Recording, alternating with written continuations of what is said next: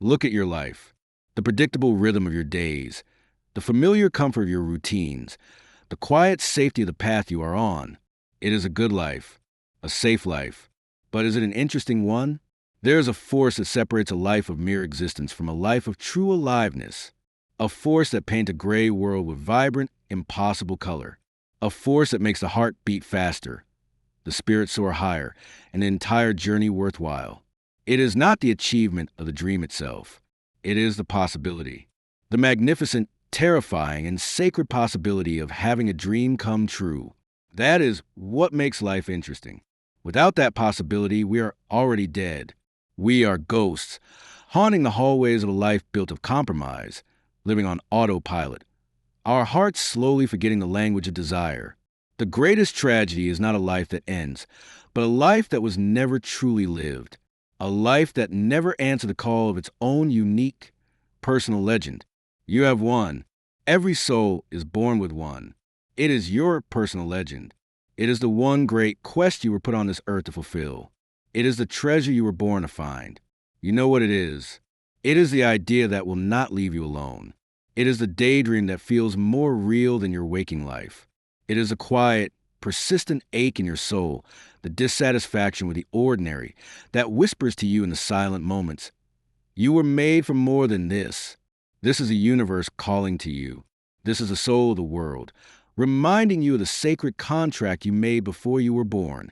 So why do so few of us ever embark on the quest? Why we stand at the edge of the desert, gazing at the distant pyramids of our dreams, but never take the first step? Because we are afraid. We are told a great lie, the greatest lie in the world. And that lie is that at a certain point in our lives, we lose control of what's happening to us, and our lives become controlled by fate. We are taught to fear failure more than we fear regret. We are taught that a small, secure life is more valuable than a grand, risky adventure. And so we betray our own legend. We trade the treasure of our destiny for the fool's gold of security. The fear of the journey becomes a greater thief than the struggles on the path itself. But there is a force more powerful than fear. It is the force of belief.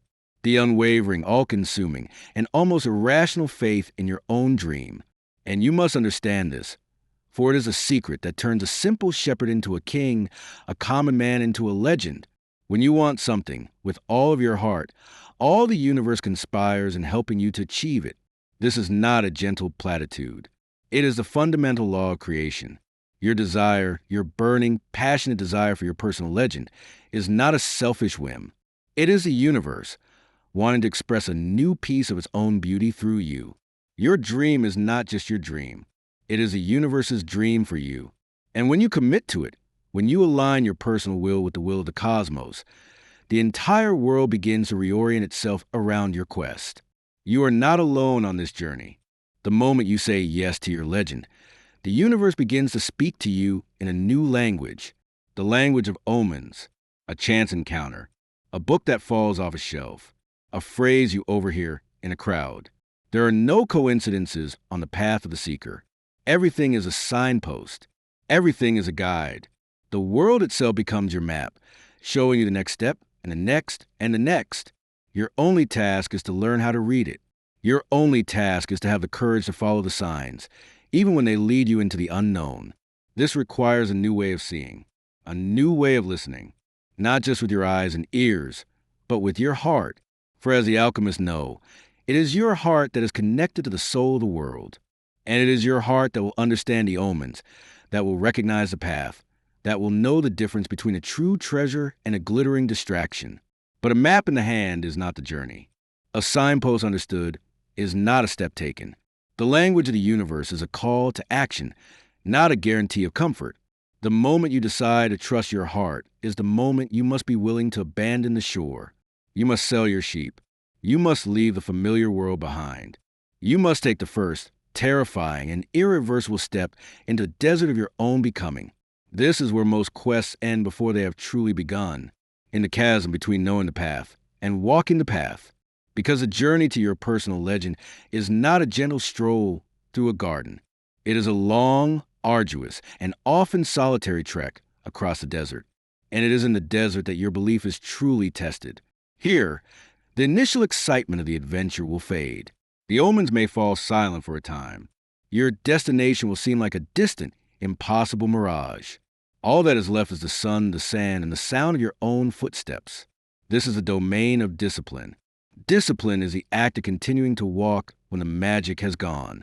It is a quiet, daily, and sacred ritual of putting one foot in front of the other, fueled not by inspiration, but by the memory of your vision and the promise of your treasure. It is the understanding that the desert is not an obstacle on your path. The desert is the path. It is the great, purifying fire that will burn away everything that is not essential, everything that is not you. It will burn away your arrogance, your impatience, your need for certainty. It will leave you with nothing but the raw, unbreakable core of your own will. And on this journey, the desert will test you. It will send thieves to steal your money. It will send wars to block your path. It will send whispers of doubt in the lonely, cold nights. Every hero is tested. The universe must know if you are truly worthy of your dream. It must know if your desire is a fleeting whim or an all-consuming fire. Consider the story of a modern alchemist. A single mother, living on welfare, struggling with depression. The world saw her as a failure, a victim of circumstance.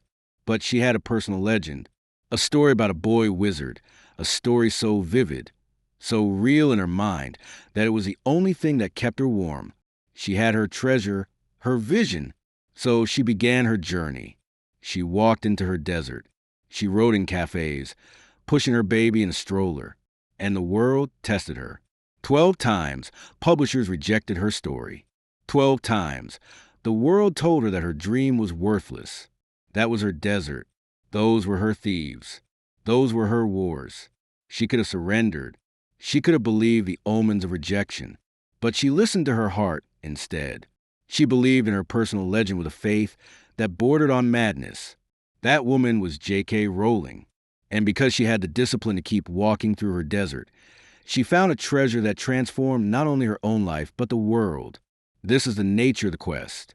You will be tested, but you must understand a profound and beautiful truth, a truth the desert people call maktub. It is written.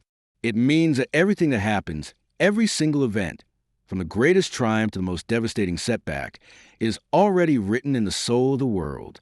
It is all part of the story of your personal legend. This is not fatalism.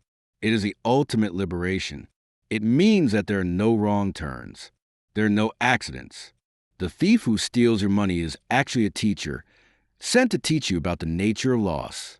The war that blocks your path is a test, sent to strengthen your resolve. Every obstacle is a lesson, perfectly designed by the universe to teach you exactly what you need to learn at that exact moment in your journey. When you understand this, you stop fighting your life. You stop cursing the desert. You begin to see every event as another omen, another piece of the map. You develop a quiet, unshakable resilience, a calm acceptance of the process. You learn to be grateful for the tests because you know they're the very things that are purifying you, strengthening you, and preparing you for the treasure you seek. The journey is not just about finding the treasure. The journey is the alchemy that turns you into the kind of person who is worthy of it. And so, you learn the ways of the desert. You learn the language of the omens. You are tested. You are purified. You are transformed by the alchemy of the journey.